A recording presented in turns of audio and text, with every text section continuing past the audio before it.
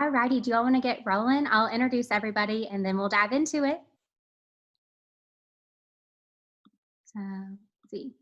We have Christion House on, and he is with Pillar to Post, and he's one of our go-to home inspectors. I'm really, really excited to have him on. He's going to go over everything, the most common items found on an inspection report, and talk us through them. We also have Alex Milburn with Fairway Mortgage. He's one of my go-to lenders. He always has the best interest rates, really low closing costs, and he always takes care of my people. We also have Karen Mumme with the Land Group. She's the best closing attorney ever, and she makes the process a lot of fun. Perfect. All righty. Well, I will just go ahead and dive on in. Let's see. Perfect. So just a little bit about myself. I'm Sarah Weber. I'm with Real Estate Partners 360 at Keller Williams. And we're a real estate team here in Kentucky. We've been in business for 15 years now. And the 360 comes from we have you covered from 360 degrees. So whether that you're looking to buy or sell or property management or actually building even, we have you covered from all those angles and so much more. We just wanted to hop on today and give you all a little bit of value. We know so many people are sitting at home right now looking to buy their first home. Actually on YouTube, like one of the most searched things is how to buy a home. So we figured there was no perfect time to do it. So let's go ahead and get started. So I actually have just 5 simple steps on how to buy a home. I know that may sound crazy.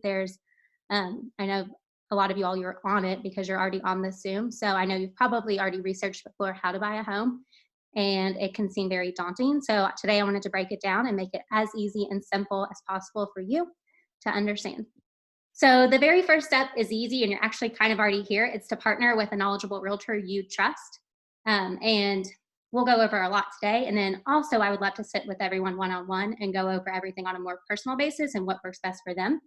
So when we'll sit down, we'll go over what you need in a home versus what you want in a home. We definitely want to make sure we have what you need in the home. And then if a home has something that just has like your wants, then that's awesome. And then also a really key part is the timeline of you buying the home. We know it typically takes around 30 days or so to close on a home. So it's really important to keep that in mind if you're up against a lease ending, or if you're moving to Louisville or Lexington for school and you need to be in by the school year, or maybe like your parents, they're selling the family home you've always lived in and you need to buy a home before they sell their home. So we want to make sure that whatever that may look like, we're at least at minimum under contract 30 days before that comes, because we know it will take 30 days or so for the loan to process and for all that good stuff to happen to get the home yours. And then when we sit down, we'll also go over the contract to make sure you fully understand it. And that way, when we go out and look at property, if you find the one you love, you're comfortable and you're able to make an offer on it because you've already seen the contract up front, you understand it, and you know that you're making a good decision. And one great thing about buying a home and using a buyer's agent is that I'm actually free to use. The sellers pay my commission, so that's great because I'm just here to benefit you, get you the best deal, make sure you're protected and all of that good stuff, and guide you through the process.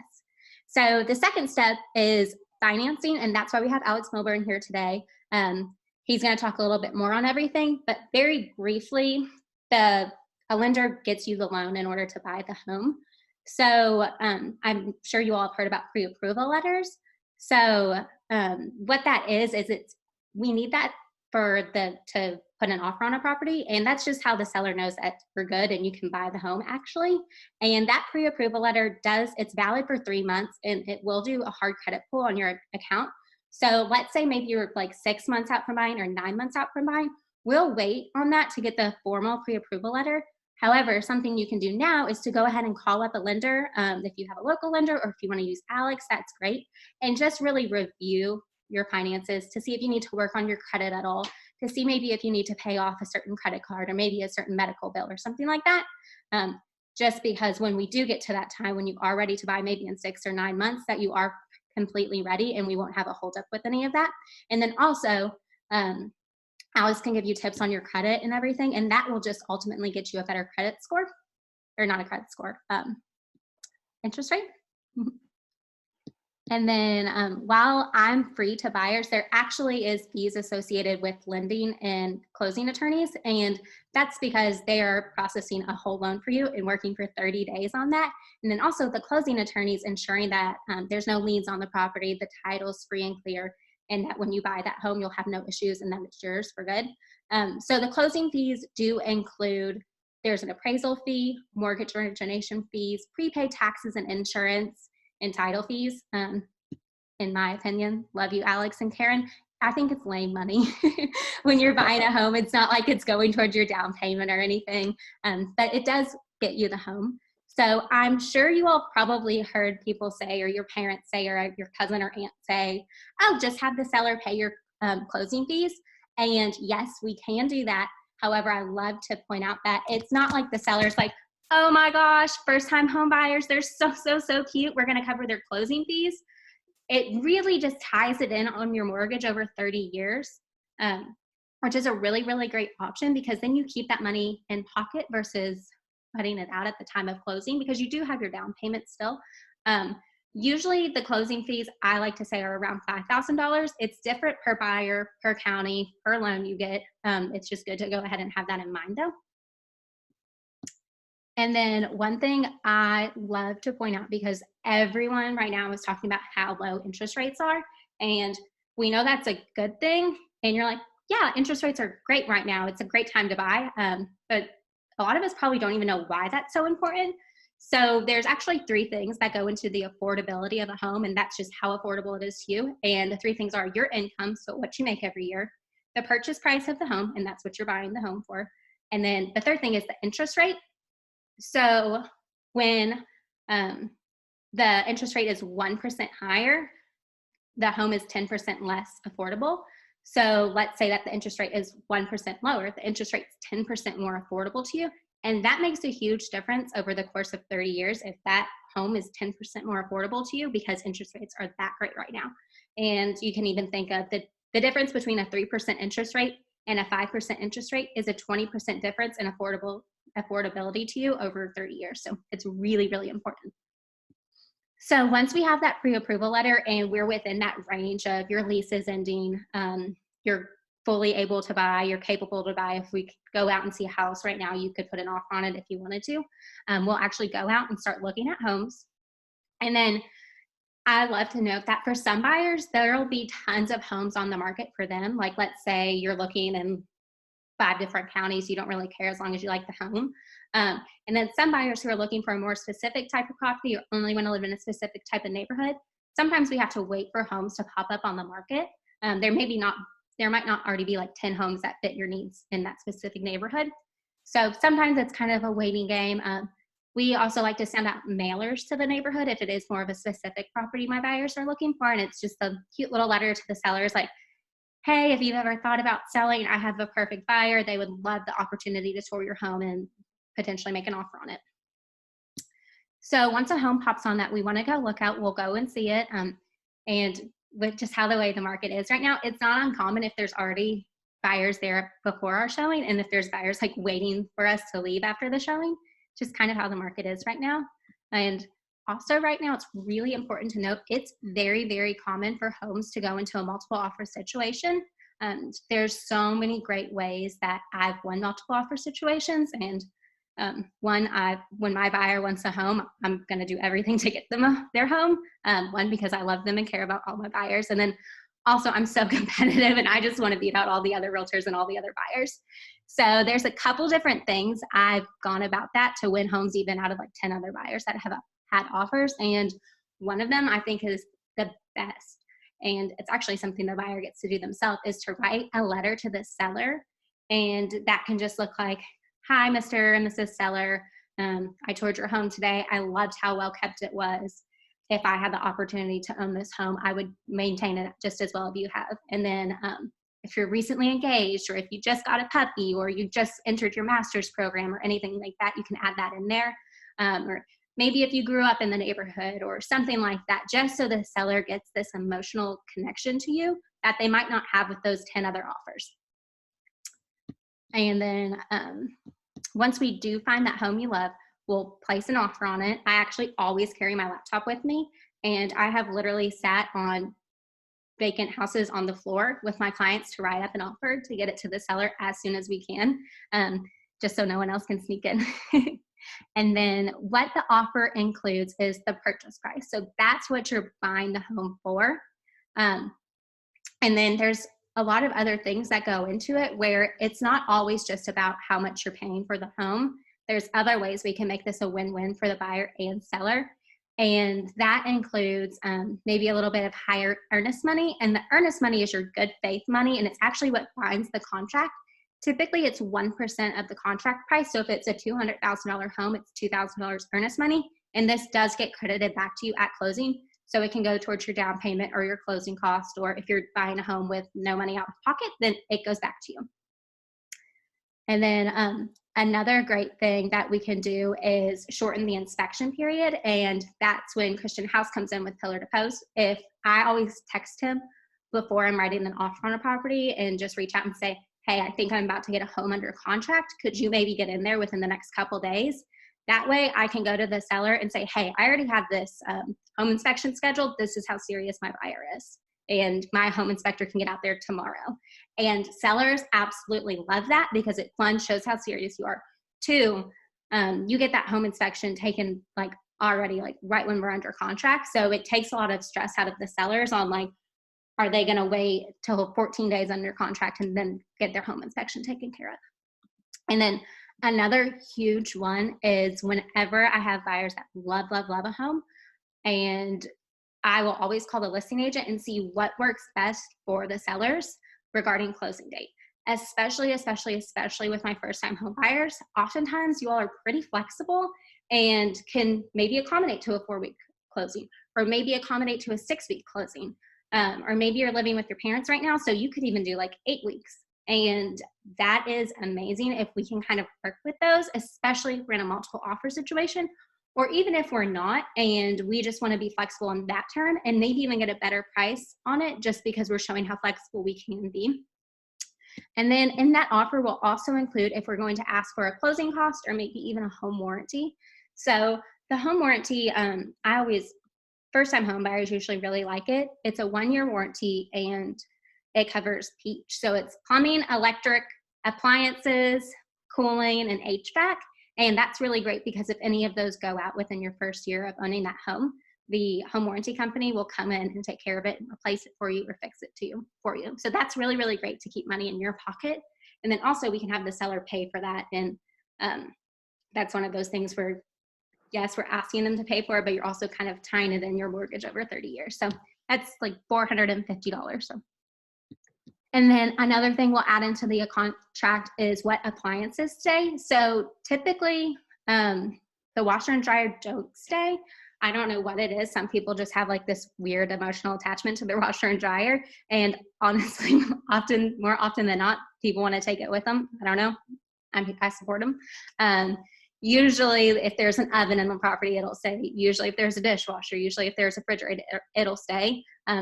Sometimes people just went out and bought a brand new fridge 6 months ago and they want to take it to their new home. But we write that in. And also it's one of those things where I can have the conversation with the listing agent beforehand. And if they don't want to leave those items and you just want the home and it doesn't matter if they don't leave the fridge, then we'll go ahead and take that out of the offer because that's something we already know. And if we are competing with other buyers, they might not know that knowledge. And then also, even if we're just going in and the house is out on the market and there's no other buyers, the seller's going to see that we actually took the time to do that and that we're going to work with them and that we want it to be a win-win. And then we'll write up the offer. And if those sellers accept the offer, then we are under contract and we're pending. And that's when the home is removed off the market. No one can go see it. No one can put an offer in on it. And that's when we get the ball rolling on your home inspection. So we'll get the ball rolling on the home inspection. I'll send over that fully signed offer to Alex and to Karen, and they'll get rolling on the their side of things, the financing and the title work and all of that fun stuff. And then let's see. So once we are officially pending, that's the fun part because oftentimes buyers are stressed when they're going out and looking at homes. And then you finally get the home you love and you're under contract. So it feels great. You're going to sleep well at night. You're going to be like, oh my goodness, this home's going to be mine in 30 days. It's really exciting. I love to get that home inspection scheduled as soon as possible to go ahead and take care of that. And then we will go to that inspection. Typically right now it might be a FaceTime just with the pandemic and all that stuff. So the home inspector will go over everything they found in the home And it's really important to remember that the home inspector's whole entire job and what you're paying them to do is to find absolutely everything wrong with the house. And I know it can be really, really hard because this is probably the largest purchase you've ever made in your life. And now you have somebody coming in and nitpicking everything wrong with it and giving you a stack of paper that thick and like just scrolling through the iPad and walking through and pointing at all these things on the home you've never even noticed. And you can be like, man, this is my biggest purchase ever. Like, what? Don't tell me these things wrong with it. I don't want to know. I just want to, So I've seen that happen. The best thing about getting a home inspector though is they're the expert. They'll tell us what they think. A lot of times it's small things, and they'll tell us like, hey, that's a $5 fix at Lowe's, or you just need a handyman out, or oh, it's just a little electric thing, just get an electrician out. And then they'll also tell us this could be a safety item, or this isn't a problem now, it could be a problem 5 years down the road, just keep an eye on it. And I know some people are like, well, do we have to get a home inspection? I always recommend it, because if you're buying a $100,000 house, $150,000 house, a $200,000 house, that $400 to $500 home inspection fee is nothing in the grand scheme of things. And also it gives you the peace of mind that, oh, my home inspector said the house is good, it's solid, and that he would let his daughter buy it or something like that. And then if we did chose the option on the contract that we do get to request the repairs to the seller, we'll negotiate that out. We can't ask for anything cosmetic. If something's operating, we can't ask for it to be repaired. Let's say like the water heater's like 15 years old and the home inspector's like, hey, it's really past its lifetime. However, if it's still making hot water, we can't request them to repair it or to replace it just because it's an operating function. And then once everything's good to go and we have the home inspection sorted out, the lender will send out an appraiser, and the appraiser is basically who the bank sends out to make sure they're not giving you too much money on the home. And the purpose of that is it really just protects the bank if, heaven forbid, if you were to get foreclosed on, that the bank in theory wouldn't lose money on the home. So they just go out, and normally it's appraises for literally the purchase price. It's funny because I'm like, did you all even go in the house? Like, how is it on the dollar every time? But I like it. It's getting deals done. We're closing. And then on the back end of all of that, there will be paperwork. Alex Milburn will go over that more in a second. It's really lame financial paperwork and like taxes and stuff like that. I guess that's Alex's thing. And then Karen will go over like all the title and attorney stuff. That's really cool. She's really cool, but that's also not my thing. And then that week of closing, it's crazy because there's so much built up to it, actually, like going out and looking at homes, putting your home or getting under contract, getting the home inspection, all of that stuff. And then like those 2 weeks before closing, I promise you, you'll call me and say, are we supposed to be doing anything right now? Like, am I forgetting something? Are we forgetting something? I'll say, no, this is what I told you. We really just wait. We just wait for them to process the paperwork. What we can do is go ahead and get those utilities transferred to your name. We'll do a change of address form to the post office. And then morning of closing, we'll schedule a final walkthrough. And that's to make sure that the home had its repairs done, everything that we asked for, like the appliances are still there, that like the shed's still there in the backyard or whatever that may be. And then we'll go to the closing, and it's actually the easiest thing ever. It's about 30 minutes of sitting there. The closing attorney will hand you paperwork, and you've actually seen all of it before. And it's really kind of fun. You're just sitting there like, oh my goodness, once I'm done signing all of this, I have the keys to my home and I get to go there and I get to order a pizza and just sit there and drink beer. So it's fun. And then to closing, you just bring your ID, and you'll bring a certified check for the down payment of the home and or the closing costs, whichever. And Alex will go over maybe if you have the opportunity to buy a home without being out of pocket, closing costs and down payment. And then what I like to note for my first time home buyers, what the out of cost expenses are. So the out of pocket expenses include the earnest money, which is about 1% of the purchase price usually, and that will get credited back towards your down payment at closing. So it's really, really nice, because if it takes 30 days to close, on day one, you put a check for $2,000. And then in over 30 days, you have time to save up from your checks coming in and all of that good stuff. So then at the end of 30 days, you've had some time to save. And then you also get that $2,000 credited back to you at closing. And then you have your home inspection, which is usually around $400 to $500, depending on what you add on to it. And then you have your down payment, which is usually around 3% to 3.5%. And then you have your closing cost. A lot of the times, first-time home buyers really just wrap those into their mortgage, though, so they don't pay those out of pocket. And that's it. That's when we close. And that's all. I know I hope I broke it down a lot easier than probably what you've already read online or anything your parents have told you, or like your cousin's horror story or whatever. So now I'm going to go ahead and pass it over to Alex Milburn, and he'll go over all the super fun lending stuff and like taxes. Right. So I'm Alex Milburn. Can you all hear me? Me, test. Yes. Oh, you can't hear me? If anybody wants to write in the chat throughout this and ask questions, you are completely fine to do so. So yeah, Sarah went over the process. I'm just gonna kind of go over my process. So yeah, the first thing, I've got a dry erase board here. I'm gonna write some stuff down. I should have probably done a PowerPoint or something, but anyways. So of course, first, you want to find a great real estate agent. I should probably write faster. Like Sarah, help you throughout the whole process, because really, the realtor is literally with you the entire time from start to finish. Before the home inspector, before title, they're gonna walk you through the whole thing. So it's very important to find a trustworthy real estate agent, like Sarah, of course. So that's kind of the first step. Now, usually, whenever you have a real estate agent, they refer you to a lender. Some people go to their own banks. Some people use mortgage companies. I work at a mortgage company. The benefit to us over a bank is we have a lot more loan programs, possible zero down loans. We can close faster, less down payment options. So,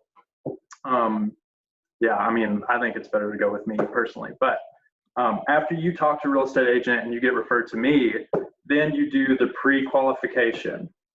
So this is the biggest step because everybody's kind of afraid to, pull the trigger and see. I'm trying to spell pre-qualified right. Hang on.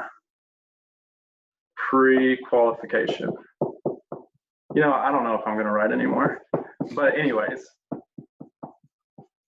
think that's right. Pre-qualification. So if you call me, I can do this in like 10 minutes. No joke. We can talk on the phone. I can get all of your information. I have an online application if you'd rather fill it out that way. But it's the main part of the whole home buying experience, the whole process. And it really only takes 10 or 15 minutes to do. And whenever you do that, we can determine, how much house you can afford, what your payment's going to be, your down payment options, how long it's going to take, all that good stuff. And it's really simple. It's just a phone call. And, for people that may be watching that are afraid to make the jump because maybe you don't have a whole lot of money down, or maybe your credit score needs some work, we can pull it up and I can, tell you, if you do this, and this, your score might go up 60 or 70 points within 30 days, and then you will be ready. So that's the next step. Once you get pre-qualified, you and your real estate agent are going to find the right house and you're going to make the offer. So once you get that offer accepted, you are now under contract, which is really exciting. And the whole stress of shopping for a home is gone. And now you kind of get into the financial part of it, which can also be a little bit stressful, but I always try to make it as easy as possible. So you get the contract. Here's my list so far. So you get it under contract. Once you do that, of course, the home inspection is very important to do up front. And once this contract gets accepted, then we start getting this is how I operate anyways. I start getting all your documents, such as your pay stubs, bank statements, W-2. So we do have a lot of stuff that we do have to provide for underwriting. But once we get this contract and we get your documents, we order the appraisal and the title work. So that's where Karen comes in. So title is really important because it protects you. It does all the whole legal transaction, but it also protects you to make sure that the home is free and clear. Nothing's going to come back on you as far as liens or anything like that. And it's just, it's a really important part of the process. Without that, we couldn't do the transaction. So after we do those things, from there, it's really easy. It goes into underwriting. I've already got all your documents. We wait for the appraisal to come back and the title work to come back. And once we get it all resubmitted, we get the clear to close. So, see, I wrote CTC there, clear to close. That's exciting. So that means you're going to get the keys to your new home. This all takes about 30 days, sometimes quicker, 20 to 25, 30. And like Sarah said, it just depends. A lot of people that are selling a home need, 60 days, 45 days to get out, move out. Maybe they're buying another home, but, oh, somebody wrote something, a chat, hang on. Oh, favorite word, CTC, sorry. Those are my favorite words. Yeah, so, yeah, I mean, it seems really scary. So I know there might be a lot of first-time home buyers on this, but it's not that bad, I promise. We can sit down, 15, 30-minute conversation, even if you're not ready to buy right now. Oh, wait, more chats, hang on. Are people asking questions? 3 months, Mitzi. Yeah. So whenever I pull your credit report is actually good for 120 days. So that means we have to close the loan before 120 days. So basically, that gives us about 3 months to get the home under contract and close it. So yeah, it's good. So if you're within a month or 2 or 3 months of buying, it's probably good to go ahead and check it out. Now, other than that stuff, I just wanted to go over the process and Alex, that was a good question. Sierra just asked, how much will the pre-approval letter affect your credit score? So a mortgage inquiry is not the same as a lot of other inquiries, like a credit card or like an auto loan. Whenever you go to buy a car, they submit you to a bunch of banks and they all pull your credit. A mortgage inquiry is only going to hurt a couple points. It's not going to be a big deal. Now, it also depends, though, on what your credit score is like now. Of course, if you have a lot of really good revolving credit, it's not going to hurt hardly at all. If you're first getting started and you don't have a whole lot of credit on your credit report, it could hurt a little bit more. But there's just no way to know for sure unless you do that credit pull and get that pre-qualification. So I think it's beneficial if you are considering buying in the future to go ahead and do it. And that way, if there is any type of problem, we can just get started on fixing it sooner. How many years bank statements and W-2s will you need? Okay, so it's your bank statements, you only need the last 2 months. So the last 2 months. For W-2s, it's the last 2 years. So it would be 18 and 19 right now for the W-2s, and the bank statements would be the last 2 months. Now, there are some loan programs where you only need 1 month of bank statements. So it really just depends on what loan you qualify for. Whenever we do the pre-qualification process, there's some loans that have different guidelines. So it could be less documentation. Let's see. What are some specific key areas you recommend? So whenever you're working on your credit, the best things to look out for are credit cards, of course. So you want to keep your balance under 30% of the max. So under 30%. So if you have credit cards, and even if it's like a $500 credit card or a $1,000 credit card, if it's up close to its max, like $900, or even if it's over, that has a huge bearing on your credit. So if you are working on your credit now, pay your credit cards, and I understand, even myself, I have credit cards. I don't want to just pay them all down to under 30% like right away, because that'd be a huge chunk of money. But if you work on it gradually over time to get all of them under 30%, it's going to shoot your score up significantly. If you don't have a lot of credit and you're trying to build credit, which is really hard, like you can't buy a house or a car without credit. So a good trick to build credit quickly, if you don't have any, is get added as an authorized user on somebody else's credit card. So say you have a parent that has a credit card. Is that backwards whenever you all read it? I didn't even consider that at all. Okay, anyways. So if you have a parent that's had a credit card for, 5 or 6 years and they've made perfect payments on it, you want to get added to that credit card because whenever it reports the next month, it's going to pull all of that credit over onto your credit bureau. So that's a good trick. It's kind of a loophole for first-time home buyers. We do it all the time to where we add you on a couple of credit cards as an authorized user, like maybe your parents, brother, sister, whoever. And once those start reporting, it's a good way to get you a really high credit score quickly. So that's something else. I'm trying to think of, credit cards is really the main thing. Student loans. I see a lot of people that have student loans that come out of their, what do you call that whenever you don't have to pay on them yet? It's a fancy word. It's like forbearance. Oh, deferment. Thank you. Yeah. Deferment, sorry. So yeah, a lot of people, whenever they come out of deferment, they might miss a payment or two. So if you're just getting out of college, just make sure that you don't miss that original. You can defer them again, but I have a lot of people that are just starting out that's one of the big things that hurts their credit is that. Let's see.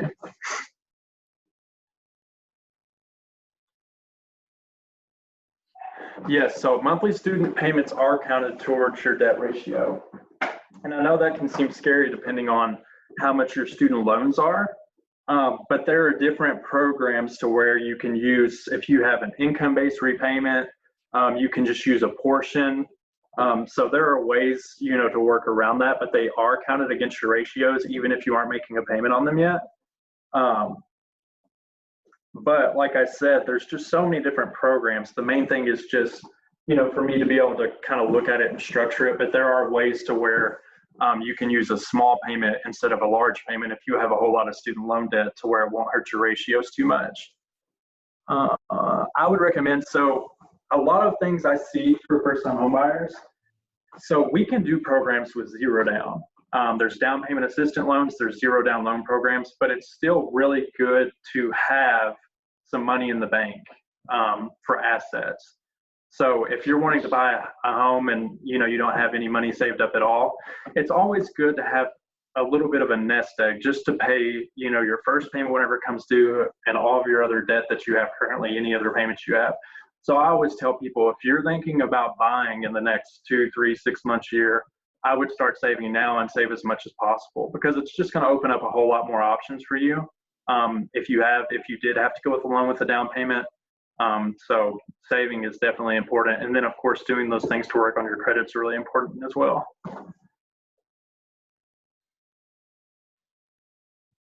So if you got an auto loan that's close to being paid off, I wouldn't rush and pay it off because if it's only got less than a year payment left anyways, I don't have to count it against your ratios.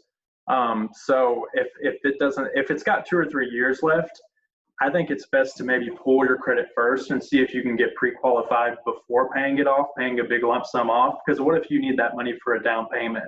So I would have it checked first. And then of course, paying off any kind of debt is always a good thing, but not necessarily would you have to pay off that auto debt to get pre-qualified. And that's a lot of good questions. Is there any others? I have a question for you, Alex. Yeah. So I know a lot of people when they graduate college, one of the first big purchases they want to make is a car. Would you recommend them maybe riding out with their college car for a year, or maybe waiting until after they get approved for a home and after they close on the home to get a new car? What do you think is best? Okay, so the thing about cars is they're a depreciating asset no matter what. The value of your car is always going to go down whenever you buy one. But whenever you buy a home, it is not. It's going to go up. So if possible, I know, we all hate driving that college car, but if you were serious about getting a home whenever you graduate, I would try to ride it out. You're going to have better debt to income ratios. You may have more money to put down if you don't buy that car. So yeah, I would definitely try to, do the home first personally. Let's see. Credit cards, definitely before student loans. Credit card interest rates are really high. It's kind of in small print, but most of them are over like 20%, 18%, 16%.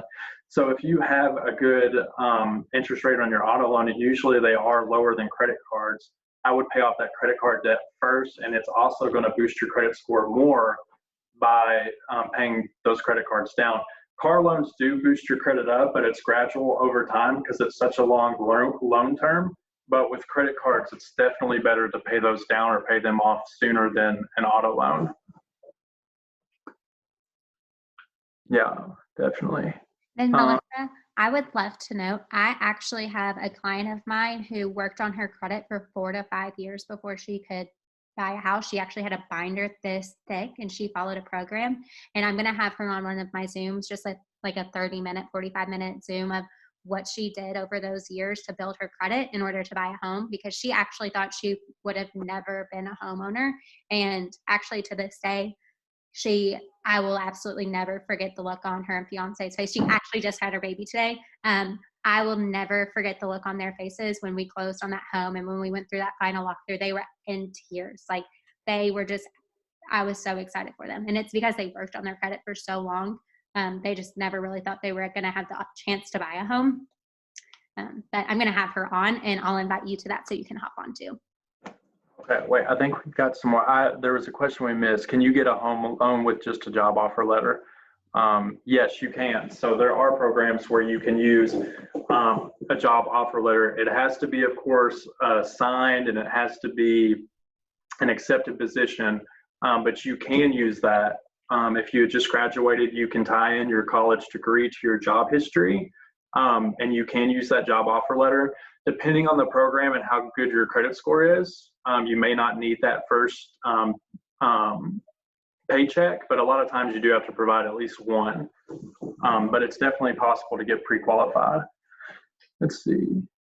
Can you get a home loan with just a job offer letter? Yes, you can do that. Okay, I have another question for you. Okay, yeah. What should you maybe not do while you're under contract on a home? So do not open. I just had something happen very recently. And it really breaks my heart. And we were able to still close the loan and everything is fine. But it's just, it just causes stress and just a lot of extra work, which I do not mind to do at all. But do not open up a new credit card. Do not have your credit pulled somewhere else. And if you have a credit card that has a zero balance, whenever I pull your credit, and say you buy something and it goes up, $300 balance, so it makes a minimum payment of $25. Well, right before we close, we have to do something called a credit refresh. And that's where they don't pull your credit hard, like a hard credit pull again, but it's like a soft update to see if you've opened up any new credit. And if you have, then yes, it can really mess things up. So it's not good to buy a car during the process. It's not good to open up a new credit card.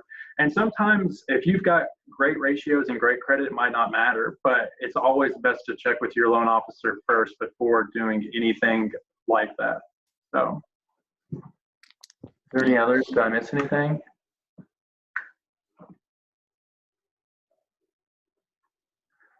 Okay, so yeah, that's a great question. So if you're in furlough, it's going to only impact you now.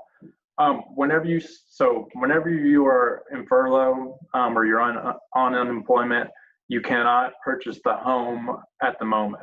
But as soon as you go back to your full-time hours, then you're going to be fine. So it's not going to affect you once you go back and you start back to work. It's only in the time period where you are furloughed that it does affect you. Do you all want to talk about interest rates for a second? Because I know there's a lot of stuff going on in the world right now, and it might seem like a scary time to buy a home, but it is definitely not a scary time to buy a home, because it is going to save you tens of thousands of dollars over the life of the loan. Interest rates will never be this low ever again. It's no joke. I locked one at 2.75 on a 30-year today, fixed interest rate, 2.75. It's crazy. That was on a government loan. On conventional loans, it's still around 3.25. fix. This time last year, these rates were probably more like 4.5%.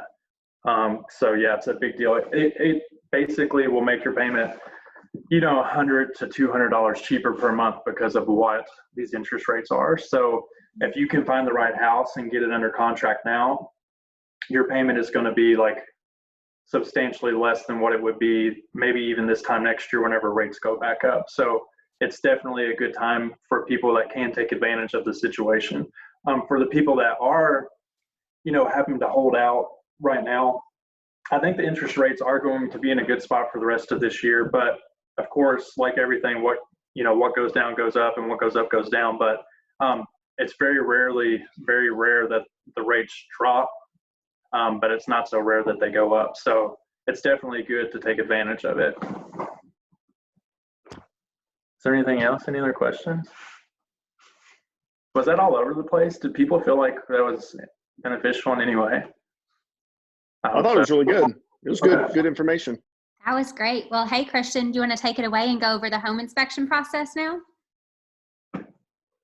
The fun Yes, stuff. ma'am. Absolutely. Yeah, the fun stuff, home inspections. So I'm Christion House. I'm a pillar to post home inspections. If at any time you can't hear me, just let me know. Or if I'm talking too fast, let me know. I'm actually going to use a house too to go over some pretty common findings as well. A couple things to keep in mind with a home inspection. First and foremost is a home inspection is a visual assessment of the house at its current condition. So we're generalists with what we do.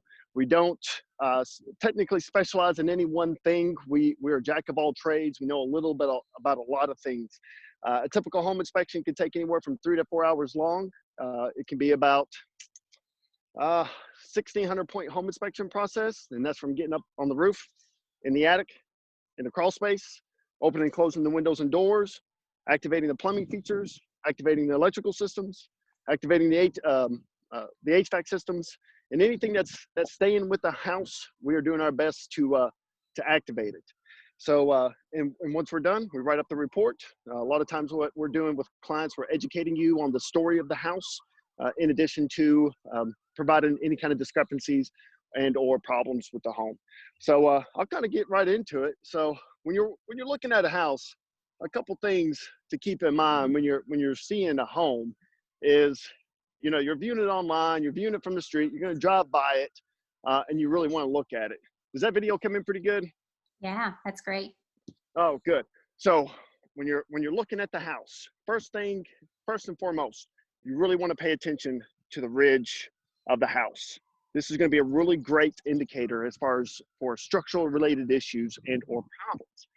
So if there's any sag at the very ridge of the house, that could indicate any kind of structural problems with the home. In addition to that, the landscaping around the house, how's the ground shed water away from the home is very important as well. In addition to the foliage, is there any way that raccoons or possums or snakes or anything like that can get up on to the roof system? So the big picture is to tell if you have any major problems right off the beginning. In addition to that, once you get a little bit closer, you're looking at the shingles, because shingles and the roofing materials are very expensive. So with these shingles here, we got a nice clean color. We don't have any staining or evidence of damages. We don't have any what appears to be loose or missing shingles. Nice uniform pattern. And that's really what you want to look for with a roof system if you can see it while you're walking around the property. Granted, you're only going to get a couple minutes to look at it, but if you can look at the property from the outside using Google Maps, drive by, looking online, you can tell a lot of things what's going on with the home right off the bat before anybody even dives inside of the house. And shingles are a big thing. Most common items with roofing materials are damaged or missing shingles, holes in the roof system as far as to allow pests to get into the property, in addition to trees being too close to the home. So if a raccoon wanted to get up there and get on this roof, it probably could, because raccoons, people probably don't give them enough credit, and squirrels and chipmunks, they can climb up that thing, jump on that roof, and get in your attic space and just poop all over the place, and that's what nobody wants. So keep the trees trimmed away from the home. In addition to that, as far as shingles go, Typical asphalt shingles can last anywhere from 25 to 30 years per the manufacturer. Those are dimensional shingles. For Kentucky, exterior building components are only good for about, if you get 20 years out of any kind of shingle material as far as roofing material, aside from like slate or metal, you get about 20 years out of them, regardless. But sometimes they last longer than that. Moving on to the exterior of the house, things we're looking for, water mitigation. Water mitigation is one of the biggest things in all homes. So if you have a basement or a crawl space, you really want to prevent water from coming into the house. So you want to make sure there's a nice even slope throughout the property. In addition to that, you really want to make sure the gutters and downspouts are clean. If it's a nice dry day, you can look at the side of the house. For instance, let me get this photo. You can look at the side of the house. You can look at the exposed foundation, the exposed siding. If you notice any dirt or debris or staining on those walls, that usually is an indication that the gutters are overflowing and potentially allowing water to come into the home. So get your gutters, get your downspouts, keep them far away from the house. If they're not, well, it could cause problems, especially for basements and crawl spaces, and you want to keep water mitigated away from the house as much as possible. In addition to that, pretty common items that we're looking for the exterior of the house or any penetrations within the exterior of the house. So anything that could potentially allow water or pests come into the home, in this case, like gas meters, things of that nature, HVAC lines, heck, like on this house, we got a radon mitigation system. We want to make sure that's nice and sealed up because that's a big old 4-inch hole right there. So any kind of exterior penetrations in the home, you want to make sure are sealed up to prevent any kind of water-related damages with the house. Excuse me just a moment. There we go. And then moving on to that, we're going to stay on the exterior a little bit more before we move into some HVAC stuff. When you have cracking on the exterior wall materials, like a brick veneer such as this, it does not necessarily indicate structural related concerns when you have cracking in the exterior walls. Brick veneer properties are still a wood frame structure.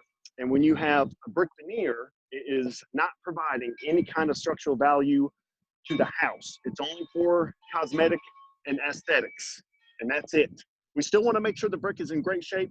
We still want to make sure it doesn't become detached from the house.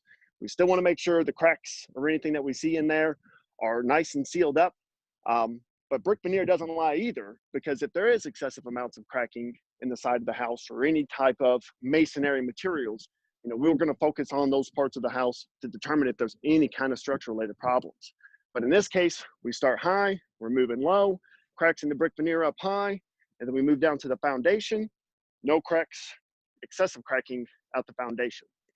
So if you have a concrete blocked foundation on a house, a couple of things you want to look for, usually the corners of the home where the downspouts are.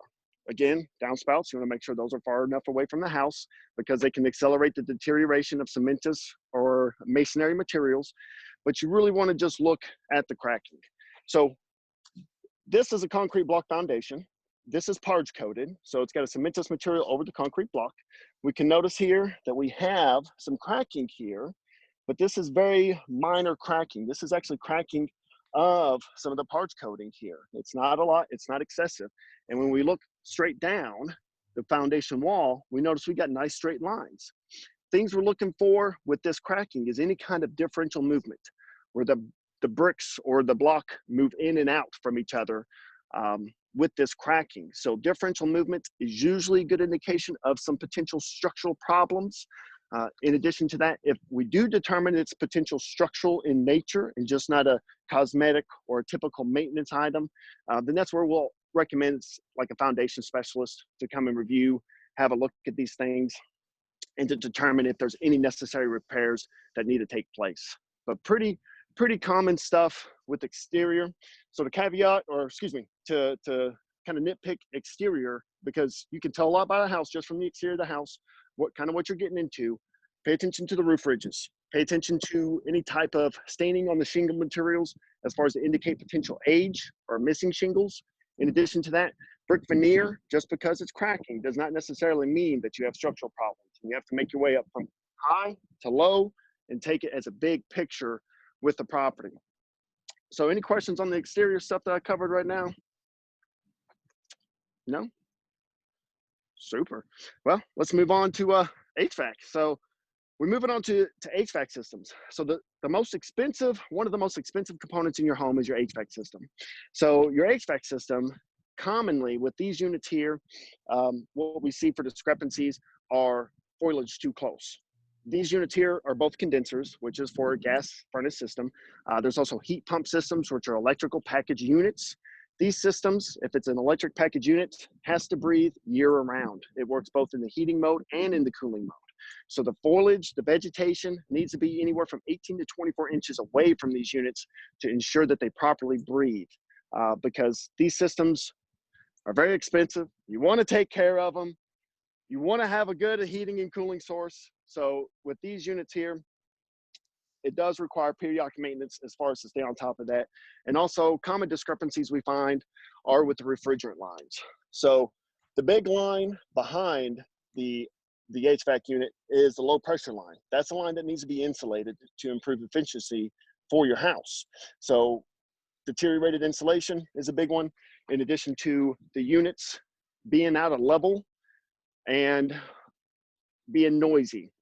So if a unit is operating while you're there at the house, the exterior unit is excessively noisy, like banging and rattling and whining real loud, that could be an indication for maintenance. In addition to that, especially now, as it's starting to warm up, people are going to turn on their AC systems. Just have a quick glance and look at the coils, just real quick glance. If they're white or if they appear to be frosted or iced over, that's usually an indication also of overpressurization of the refrigerant or underpressurization of the unit, or an issue potentially with the compressor that needs to be addressed. So a lot to look at with these systems. They're very expensive. You want to maintain them, and you definitely want to take care of them. And then finally, if you want, so you're going to get a seller's disclosure. You do most of the time. Most of these units have identity plates on them. So MFR date, manufacture date. You can tell the age of the system. So if you want to know that the sellers are being honest and everybody's being honest, you can look at the age of the system. Most of the time they have a manufacture date on there for the newer units, so it's pretty easy to identify and determine the age of these units here. So, but unlike this unit here, because this is a pretty sad boy, that one's an 89. That one's really old, but still kicking butt today. Couple other things.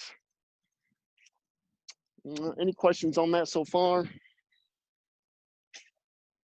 Okay, I'll make my way into the property. So a couple things with inspecting the interior of the house. You know, we really want to pay close attention to the plumbing system, because the plumbing system is, I mean, it's a big system. You got PEX, galvanized, plastic, copper, all kinds of different types of materials that can supply water to your house. So a big one to be prepared for, because a lot of people are buying older established homes. And a lot of people like these older established homes. There's a lot of character with them, and I love them personally myself. But a very common supply line in houses from the 60s, 50s, and 40s and such are galvanized supply lines. Galvanized is a silver in color, as we can see here. It's big, it's heavy, and what it does is it deteriorates from the inside out. So a couple things to keep in mind to practice, especially if you see this and you want to know that the water pressure is good, and this is something you could do really quickly. Just go to the bathroom real quick. You cut the lights on, turn on a faucet, flush the toilet, and you see if the pressure drops, and that way you know you have good water pressure in the house for galvanized supply lines, because this is something we see a lot. Nothing wrong with galvanized supply lines. It's just that when they start to corrode inside, that it's really difficult to identify and determine the exact location of the blockage as far as with the rust and corrosion. More commonly, they're usually at the elbows or any one of the connections, things of that nature. And then as we're making our way up through the plumbing system here, we can see that this system has been converted over to PEX. We got pressure gauges on a water filtration system here, not a water softener, just a water filtration system here. And And overall, pretty happy with this plumbing system.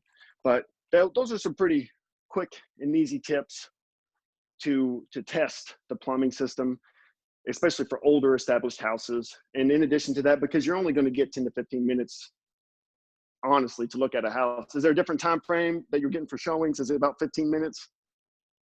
Yeah, around 20 minutes or so, 30 minutes, especially if it just popped on the market. If it's maybe sat on the market, maybe we can go back for a second showing. But yeah, usually it's pretty quick. So yeah, really quick. And then another thing, another tidbit, if you got a really bright LED flashlight, carry that around and look at various components of the house. That will definitely identify any cracks in the drywall. That will also identify any potential staining or discoloration in the finished materials of the house, and also help you quickly assess kind of what's going on to the house and what kind of questions to ask the sellers of the property. Today we're in the basement right now, so since we're in a basement, if you have the opportunity to have an unfinished or partially unfinished basement, it's also useful to look at the floor joists in multiple locations. Any floor joist under any kind of plumbing system, bathroom, such like that, if you have anything that's notched out more than a third or excessively notched out, that could be a cause of concern. If you have any floor joists that have excessive cracks or anything, that could be a cause of concern. If you get an older home and it has a nice big steel I-beam, just go ahead and buy the house. Just buy it. No matter what else is going on, if you got a big old steel I-beam and steel posts in a home, oh, love these things. They don't build houses like they used to anymore, as far as with not too many steel beams or steel posts. But things like that to take into consideration for the structural components of the home.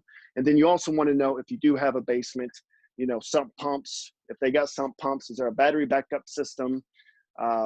Does it look like any staining around the sump pump? So when you're looking at a sump pump, can you see this all right? Mm-hmm. So when you're looking at a sump pump, a couple ways to tell if the basement has ever flooded.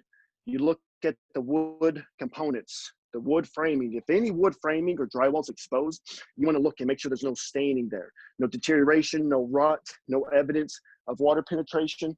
You can also look at the foundation wall at multiple locations, because that stuff doesn't lie with the wood and the drywall unless it's brand new. It's not going to lie to you. It's going to show staining and such like that. Finally, some things with interior foundation walls. Just, hey, if you see any cracking or things like that in the foundation wall, big thing to remember is it differential movement? Are the blocks separated, one sticking out, one sticking in? Could be a cause of concern. But again, like we've talked about, you got to go all the way up to see if it's causing any problems. Trying to think. What else do y'all want to know? I can keep going. Got a lot of information. What kind of questions do we got? That was great information. I saw a little bit back, somebody asked, what's the typical lifespan of an HVAC unit? Depends on electric package unit, about 8 to 12 years. It's not uncommon for us to see electric HVAC units to be anywhere. The oldest HVAC unit we've seen for electric was 1977, and that is a Carrier. Gas, we will run into 20 plus years for gas, and it kind of gets nitpicky, because on a gas furnace, so to speak, you got like 3 different systems. You got the air handler, which is the big rectangle box, and then you got the evaporator coil on top, and then you got the condenser on the outside. So the cooling components, the evaporator coil and the condenser, those you'll get about 8 to 12 years, sometimes longer. The air handler can last 20 plus years if you take care of it. And electric package units, it's just, you gotta really maintain the systems. The biggest thing homeowners have to do for their HVAC systems is change the filter. If you guys are going out in public and wearing masks, I hope you're checking your air filter in your furnace too, because if your furnace filter's dirty, then I don't know why you're going out in public and wearing masks. Okay, I love that. I've actually, something I tell everybody is that it's actually the air inside of our home is dirtier than the air like in New York City. And that's because of like our hairspray, our cleaning supplies, and like all of that stuff. So right, change your air filter, and also open up your windows during the day if it's a nice day. Get some fresh, clean air in. Yeah, because a house is supposed to, don't quote me on this, but a house is supposed to be able to breathe about 150 cubic foot of fresh air an hour for a healthy air inside of a house. So yeah, taking care of, especially with being home as much as everybody is now, think about just all the movement happening in the house, all the dust that's being kicked up, all the skin cells that are just, just coming off. We're in our houses a lot more now. So that filter on that furnace is going to get clogged up much, much quicker. And so you definitely want to check those things once a month. And that's the most important thing, maintenance tip you could do for your furnace. And then the next thing is to have that system serviced once every 6 months or once a year before you turn on the AC or before you turn on your cooling. Perfect. Well, thank you so much for that. You killed it. Thank you for taking us throughout the home. All right, Karen, take us home. Tell us everything a closing attorney does during the transaction. Oh, we have you muted. Oh, there we go. Can you hear me? Yes, perfect. Awesome. Okay, so I just want to say before I get started that I've worked with Sarah for years and she's amazing. So I have yet to see buyers who've not been extremely happy walking away from any single closing that she's ever done. And I also have used Alex for my own home loan. And when he said that process was super easy, he's not kidding. I mean, I think it was maybe a few things that he asked for that I was quickly able to get over to him. And after that, it was just pretty much it. So I can't stress that enough. So you're definitely in good hands with this panel. And Christion definitely seems like he's full of information. So it's very interesting to listen to him. So just a little bit about what we do. Typically, after you have signed your contract, we are contacted by your real estate agent or even your loan officer. A lot of times they'll send over the contract quickly after it's signed or right after the inspection is done. So from there, we will start what's called a title search on the property. That's where we go back 30 years, just checking the title. And the title is considered like a chain of title where various owners have owned the property over the course of time. And what we do is we check all the way back for 30 years, every single owner that's owned the property, what mortgages were filed against the property, what liens were filed against the property. And then we also check taxes along the way because property taxes are super important to pay attention to. And that's something that typically Alex will roll into your escrow. So once we get that title search back, we will send that over to your loan officer and it's in a title report format. After that is done, we have Maria and Madison in our office that will reach out to your real estate agent. Say, for example, if we have not yet made contact with the agent, we'll go ahead and reach out to the real estate agents and touch base with them right away. So early on in the process, we like to make contact and see, what things they're concerned with or what items they have to add to the process or even to what they want to make sure happens at closing. So that's super important. When you do not have a realtor, it becomes a little trickier. So Sarah's kind of or whatever agent you have is kind of the one person that takes you every single step of the way. So she's going to be there at the very beginning from when you're just starting to think about, looking for homes and showings all the way up until your actual closing. So when you do not have an agent, then it becomes a little bit more difficult when we reach out after your title search is done. So we'll typically reach out directly to the buyer or the seller in those cases, or your loan officer will do a little bit more hand holding. So it's just really nice to have that expert along with you when you're represented by somebody. So, and especially where we work together a lot, she kind of knows how I work, I know how she works, and same with Alex. So that process has kind of become perfected over time because we work together so much and we know exactly what everybody expects, and then, you know, the best way to make that process as successful as possible. Let's see. Are you all in Louisville or Lexington, or does it matter if we were in the same another city to use you, Alex, Christian, and Karen? We are actually in both.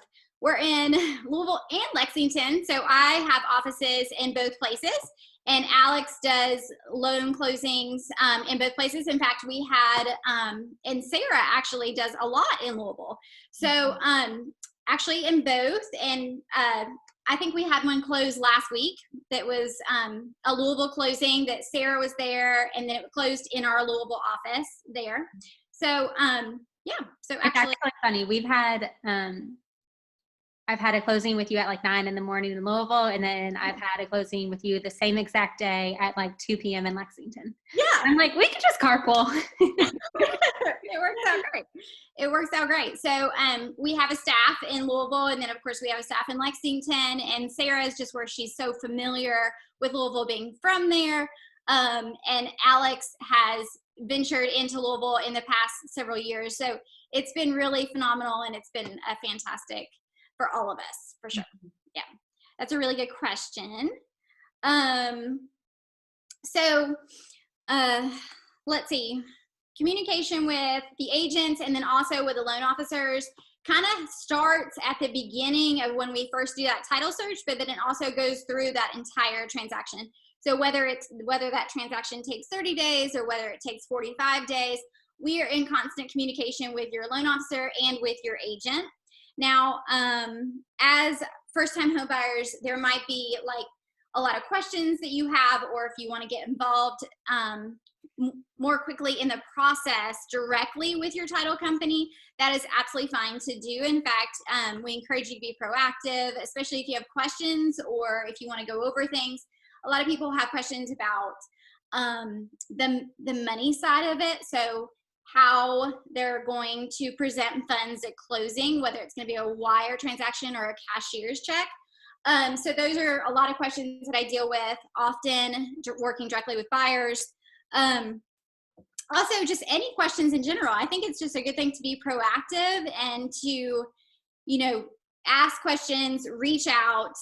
You're never going to bug us. We're always there. And like Sarah's clients that we closed on Monday, they called me like late. They called me like Friday afternoon, and I was in closings all day. And so I called them back on Saturday. I answered a few questions for them. And then they actually ended up calling me back on Sunday, and they just had a few more questions about the process and then also about their funds. And I was able to, you know, take that call, and I'm always available. And I think Sarah and Alex can probably say the same thing. Like, always available. I give out my cell phone to everybody. You know, feel free to reach out at any time. So, Karen, I have a question for you actually. So I work with a lot of buyers who are maybe in a relationship and they're looking to buy a home, and maybe they want to completely finance it in the girlfriend's name or the boyfriend's name or whatever, and they're planning on getting married. How does that look like if the mortgage is only in one of their names, but they actually want to buy it together? Or actually sometimes even the opposite. I work with a lot of people who are getting divorces and it's not finalized. So like both of them have to come to closing. I actually have that with you tomorrow. So I have a lot of that funny in between. That's always good when they can like work together, and you know that they are cooperative, and especially like that in those divorce situations. Yeah. It's obviously not uncommon in divorce situations to have that division of household, and to have, you know, one maybe refinancing and keeping the house, and then the other one maybe purchasing something new. So we do work a lot in those situations and try to be super sensitive about it, you know, and sort of, you know, steer through those waters. With the boyfriend, girlfriend, or couple situation, yeah, we have that happen all the time, especially with first-time home buyers. So, you know, it just seems like a natural next step, you know, to purchase a house together. So, and super exciting. You're moving in together. So You can do it, and Alex might be able to speak more on this. So you can do it with one borrower and then put both names on title. That's possible. In that situation, both of you would still have closing documents to sign at closing. You would still want to come to closing. You can also do it where just one purchases and only one would go on title.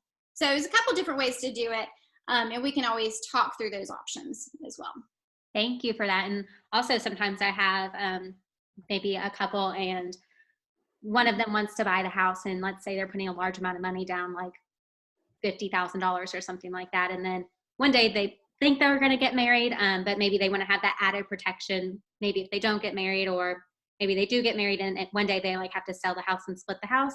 Is there some like a layer of protection they can put in there saying like that whoever bought the home in the first place and that was their equity in the home? Is there anything about that? I'm actually not familiar with that myself. So. Yeah. So you're getting a little bit into a more complicated and where it would be more of a case-by-case basis. However, there is some case law that shows that if you actually can show that your money went towards the actual payment, towards the actual mortgage payments, that's super important. So, you know, it gets a little bit tricky in those areas when they're not married, but they are splitting up and then they're discussing or trying to figure out the split of equity situation or who gets what.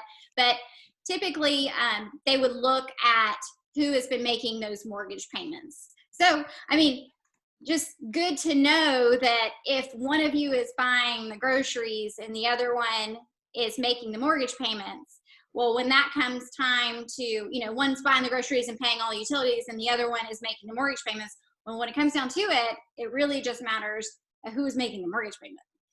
Perfect. So thank you so much for that. I know I have so many first-time home buyers and they're like, I'm 99.999 sure I'm going to marry this person and be with them for the rest of my life. Just in case I'm not, I want to make sure I'm protected. So I run into that a lot. Well, thank you so much. I do want to touch base with you quickly on title insurance and what does it look like now that the clerk's offices are closed and that the courthouses are closed down? What does that look like for the buyer now? What's kind of changing? Is there anything that buyers need to know about that? So as a practical matter, nothing that buyers will actually notice has changed. So behind the scenes, what has happened is the clerk's offices are either closed or they are closed completely, or they are closed to the public, but still behind the scenes have a smaller staff recording documents. So what happens is at closing, you'll sign a deed and a mortgage, and we send that deed and the mortgage down to the county clerk's office to get filed. So the deed is super important because that's what gives you title to the property. And the mortgage is what secures the lender's interest in the property based on the loan amount. So it'll just have your loan amount on the mortgage itself. Where title insurance comes in is when I was talking about the 30-year chain of title, there's a lot of things that we cannot predict. So we cannot predict fraud. We can't predict forgeries. We can't predict heirs that should have signed something that didn't sign a document if they're missing heirs. We also can't predict somebody's wife showing up to closing and it wasn't the wife. So, you know, she signed off on it, but it wasn't actually the wife. And then the wife shows up and says, well, that wasn't me. So there's a lot of things that we cannot predict when we run a title. It also includes things like mechanics liens, because those can date back to when the work was done and not necessarily when the lien was filed. And then easements and encroachments and things like that. So title insurance kind of wraps all of that into it. What is important about title insurance right now is because the clerk's offices are slower or they're closed, what title insurance also does is it insures any clerical errors that are done at the clerk's office. So say, for example, like I think it was March 28th or something, we got notice that Fayette County clerk had come out and they said, I think it was like April 6th.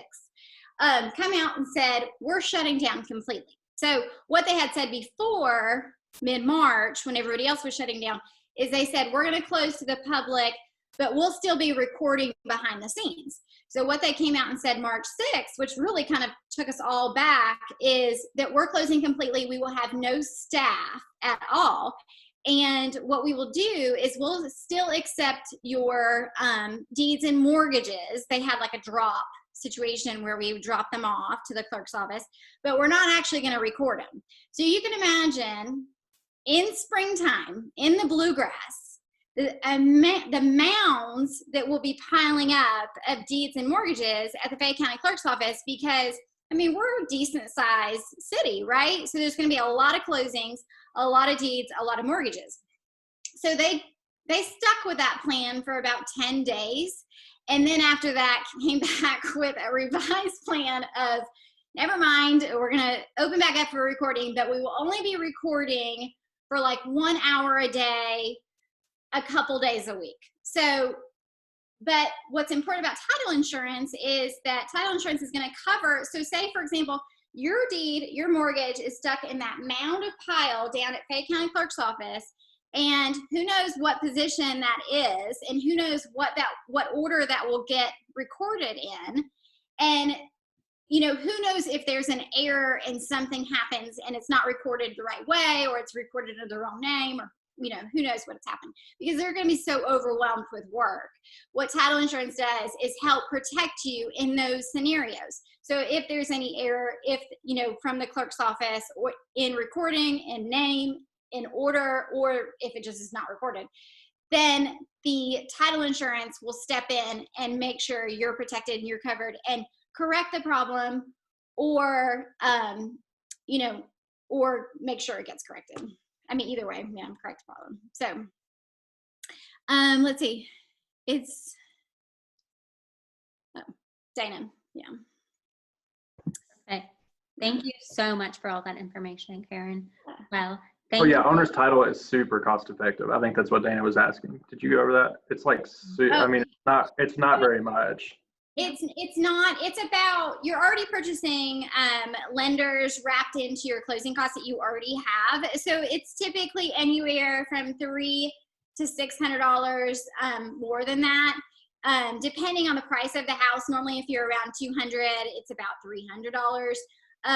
So for what it does, and especially now in this time, it's definitely, that's the other thing. It's good for the entire time you own the home. So whether it's an error that comes up, you know, this year, this month, or it's an error that comes up 10 years from now and you still own the home, or 30 years from now and your daughter took over the home from you, it's good for you as long as you own the home, and it's good for your heirs as long as they own the home. Perfect. Thank you so much. I know a lot of people are kind of like, oh, I don't want to pay for it, but just like what Karen and Dana and Alex said, it's really worth it, especially if you're putting a lot of money down in the home, or if you're buying a house in cash. Very, very important for just $300 to protect you, especially now how things are a little bit different. So I wanted to thank everyone so much for being on. I hope you all found this very valuable. I'm going to go ahead and send over my link so you all can download my app so you can start your home search. And then I also have your email addresses, and I'll go ahead and send you over my contact information, Alex's, Karen's, and Christian's. And then I also have a home inspection coupon from Christion. It's $40 off, which is really good. Then there is the link. And then if anyone wanted to stay on, you can totally hop off now. But if anyone wanted to stay on just for like questions they want to ask, we'll stay on for a couple minutes and answer any questions you all may have. Oh, I did miss a question earlier from, I think it was Mitzi. Hang on. It just said, for if you're older, is it wiser to do a 15-year or a 30-year mortgage? It's always wiser to do a 15 if you can. But you know, rates are great on a 30, on a 20, on a 25. So it's just dependent, you know, on your situation. But it's almost always better to do shorter term loans because you don't pay as much in interest. So I did want to answer her question because I saw it earlier. You can get to it. Thank you. Perfect. And yeah, that's where that low interest rate comes in, where if it's just 1% difference, it makes it 10% more affordable to you. And just how Alex said, even last year rates were like 4.5-ish. Now they've dropped 1%, 2%. That home can become 20% more affordable to you. And I know I've seen a ton of people say like, I want to wait till the market crashes or this or that. And I'm like, Right. rates are so low right now. If you really get in there and play around on a mortgage calculator, you can see how that really impacts your, like that $10,000 difference that you're predicting could happen. Really, when you look at the interest rates being so low, it just will save you money in the long run, likely. Right. Yeah, Mitzi, there is also a 10-year available. Yes, there is. A lot of people, because the rate is so low, do a 30 and, you can pay it off in 10. It's just whatever you prefer, because whenever you pay it off that quick, it's just going to save you a ton of money. But yeah, there is a 10-year as well. Perfect. Well, does anyone else have any questions? You all have been great and so interactive so far. And then does everyone, they register with an email account that I can email you all, and we can stay in contact, and I can email you all everyone's contact information and coupon? I think we're all good. Well, thank you all so much. Thank you for spending your evening with us. We hope you learned a lot, and we look forward to helping you all buy your home, and have a great night. Bye-bye. Thank you. Thanks, guys.